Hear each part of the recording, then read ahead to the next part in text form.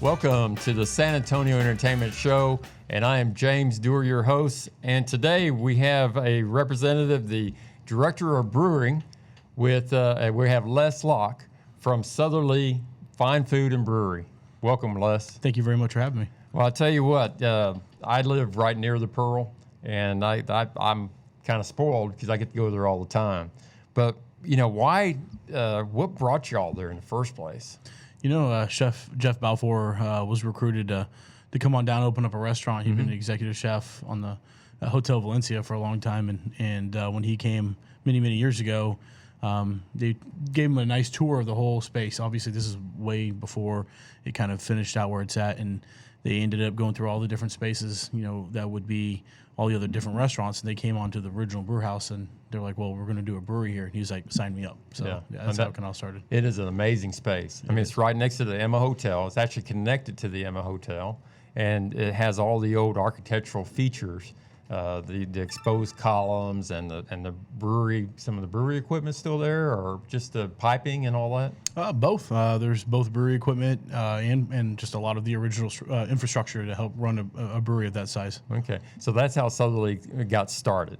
The Pearl system. I don't call it the Pearl system, Pearl complex. What do you call it? Usually the complex. Pearl complex. Pearl complex or the campus. Yeah. So they invited y'all Southerleigh especially to be part of that. Right. It started with Jeff, and then after you know many months go by, we try to figure out what's the concept and how it works, and end up bringing me on board. But yeah. Okay. Well, this is really amazing, and you are the focal point of the Focal Point restaurant there at the Pearl. Modestly speaking, I think so. Yes. If you want to go experience the Pearl, that's the place to do, Southerleigh's. And then again, Les Locke, the Director of Brewing. So what is it like making beer for locals, for tourists, in the former Pearl Brewery that's been there for, 136 years? Yeah, it's a pretty big honor. I mean, you got to think that over the years, the 130 plus years that there's been a brewery there, what we're called is the third generation of brewers. And so we're now brewing where they brewed for that long, and there's just so much history tied into San Antonio there because, I mean, at one point, and by 1960, 1 out of 5 San Antonians either worked at the Pearl or they worked at Lone Star. So beer is very intrinsic with the culture of San Antonio and has been for so long. So being able to revive that has been a big honor. Yeah, it is. I mean, that's part of our heritage, and that's part of the economy back then, and now obviously it's part of the economy now. Yeah. And you have a lot to do about that, Les. So.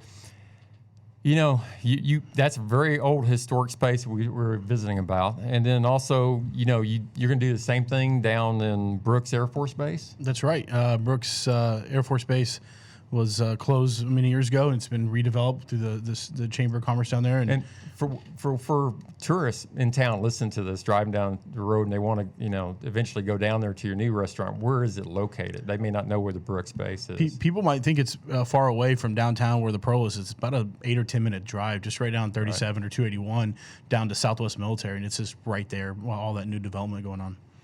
And what else can you say about that restaurant that's going to be down there? The restaurant's going to be kind of a more comfortable atmosphere in the sense that the Pearl is, you walk in, you're in a really wonderful, beautiful restaurant.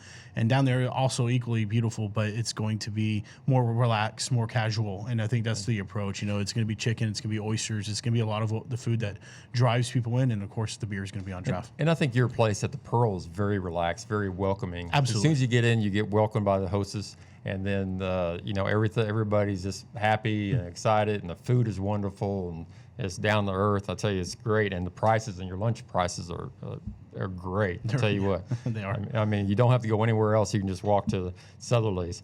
So, but you yourself used to be a U.S. Marine, and I do appreciate your service. Oh, I appreciate that. Thank you. Yeah, I was in the Marines for about 5 years. And then after that, you were in economics? Yeah, I from San Antonio, grew up here, joined the Marines, and when I got out, I realized that I wanted to be in beer. I started homebrewing underage. I could buy the ingredients to make it, but not actually buy it. So that was my loophole. And when I came home, there was no breweries. There was one brewery, Blue Star, and I wanted to be in beer, but didn't know how to do it. So I knew the best way to do it was to immerse myself in a culture where beer was a big part of it. And that's University of Oregon, where I transferred from SAC up to University of Oregon to finish my undergrad and my first master's in economics. Okay, but you had a lot of vision doing that, because you saw what the future is going to be. Craft beers is a huge part of our economy now. It is. It is. It's a large part of our economy. It's only growing. Yeah, and then tell us about the 100 different beers you have. Yeah. So every year, we try to keep an evolving, rotating beer draft list, and the way we do that is make 10 to 12 new beers a month, and we do have some consistent stuff on all the time, but we're always trying to cycle in some new stuff. So usually anywhere from about 80 to 120 different beers a year that we'll make, and that's what we see on our draft list. So is that typical for a brewery? Not at all. I mean, that's what I would think. It'd be a tremendous amount of work. It is. It's a lot of juggling of recipes and yeast, and a lot of, but it gives the menu a really good juxtaposition from the light stuff to the dark stuff, from the small alcohol to the kind of the bigger stuff too. So you can never run out of choices when you go to Southerleigh. That's the goal. Yeah, I mean, there's times we do dip down a little bit, but we try to keep it at least around 12 to 15 drafts. So you touched a little bit about the culinary and beer matching together. Can you talk a little bit about the philosophy on that? Yeah, I think beer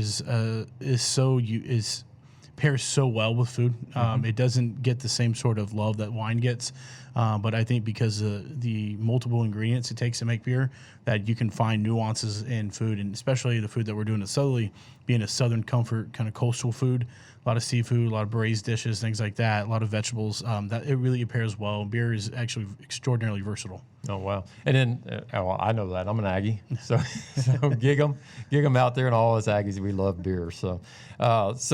And then we also talk about, as you know, I run I have a financial show at 8 a.m. on 9:30 a.m. The Answer, and then we talk about step 7, which is enjoying life. So tell us more about how does beer and how does Southerleigh fit into our step 7, enjoying life. Well, for me, for us, we make what we like. We know that it is something that attracts people, families, and it attracts people who just want to experience something new, maybe a new kind of seafood they've never had before, or different types of oysters. Obviously, the huge expansive beer that we have with different flavors. Sometimes they're traditional styles, sometimes they're beers with fruits and herbs that you wouldn't normally see, just sort of to play off of. And I think that allows people to be a little more explorative in trying and pushing their palate a little bit more. And I think that's a lot of fun. I think, after a long day, after a long week, it's nice to come in, just have a couple pints with your friends and have some really nice oysters. And then, it's a beautiful setting too. So. Right. So you do have a little outdoor setting too, in addition to the indoor, or? Yeah. Actually, earlier this year we opened up an oyster bar. That's what I was wondering if that was connected. That's oyster bar is yours? Yes, sir. That's very popular. Yeah, it is. It's a great spot to sit. They do all the shows and concerts right there in front. The Pearls Farmer Market, it's on Saturdays and Sundays, and so the line's usually really long, but it's a lot of fun to get a pint. You can get a glass. It's in plastic cup and walk around the whole campus. Okay, so that's where everybody that I see that has the pint, they're got it from your place. Yes, sir. Okay. So what's next for Southerleigh? We know you have a few other expansions and restaurants. Yeah. So Brooks, obviously, we have both the restaurant, the Coast and Comfort, that's going in down there. But about a mile away, also on Brooks, we just started building our production brewery. So that's for brewery. We can now take our beer to 300-400 accounts around town, HEBs, all the stores and stuff like that. So we're going to have much bigger tanks, much bigger capacity. And then on the north side, at the rim, we'll have our Bird and Biscuit, which is same sort of theme of what Southerleigh is all about. Also a full bar and also our draft beer as well. And it's going to be something that's both will be open in the spring. Good.